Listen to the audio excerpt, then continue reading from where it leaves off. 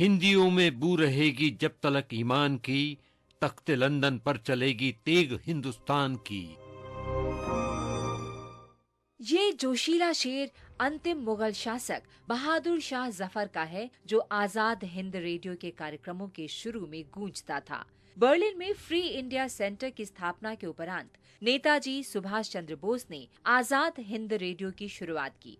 उसे जर्मनी की radio service के अंग के रूप में आरंभ किया गया था। उसका पहला प्रसारण 7 जनवरी 1942 को हुआ था। रेडियो के कार्यक्रमों में विदेश में रह रहे भारतीयों के साथ साथ इस महाद्वीप में रह रहे लोगों के प्रति एकजुटता दिखाई जाती थी। उनमें समाचार बुलेटिन भी शामिल थे, जो अंग्रेजी, गुजराती, मराठी, बांग्ला, पश्तो, तमिल, फारसी और तेलुगु में प्रसारित किए जाते थे। हमने जो आजादी की लड़ाई छेड़ रखी है, उसे तब तक जारी रखना होगा जब तक हमें मुकम्मल आजादी हासिल न हो।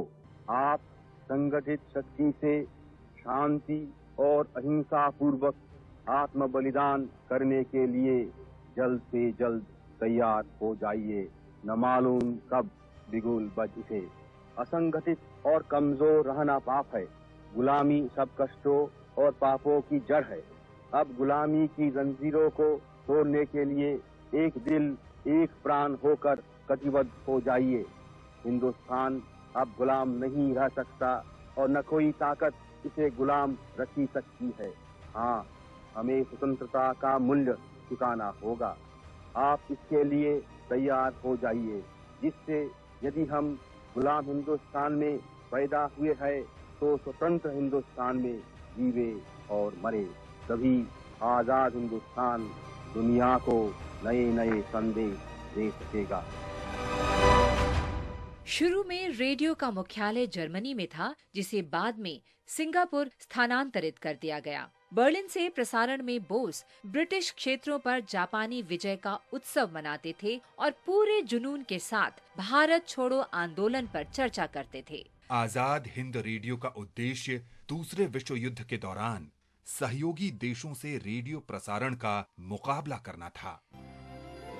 अखिल ब्रह्मांड पति प्रणमि चरणे।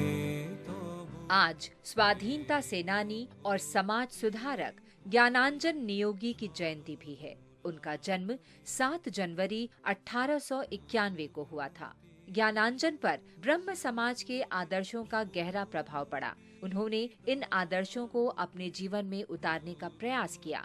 जब 1905 में बंगाल का विभाजन किया गया तो ज्ञानांजन स्वाधीनता आंदोलन की तरफ आकर्षित हुए।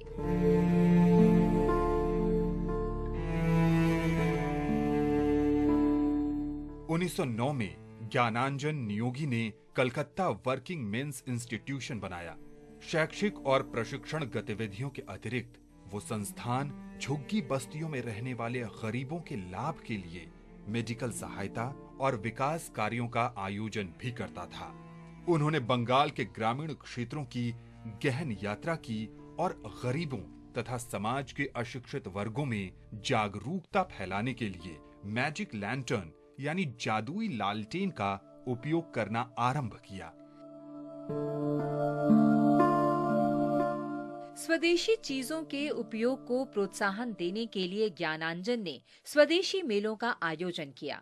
1930-31 के दौरान जब नेताजी सुभाष चंद्र बोस कोलकाता के महापौर थे, तो उन्होंने ज्ञानांजन से स्वदेशी अभियान चलाने का आग्रह किया था।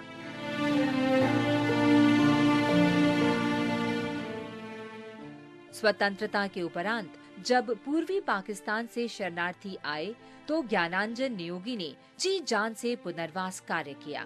13 फरवरी 1956 को ज्ञानांजन की आत्मा श्री चरणों में विलीन हो गई।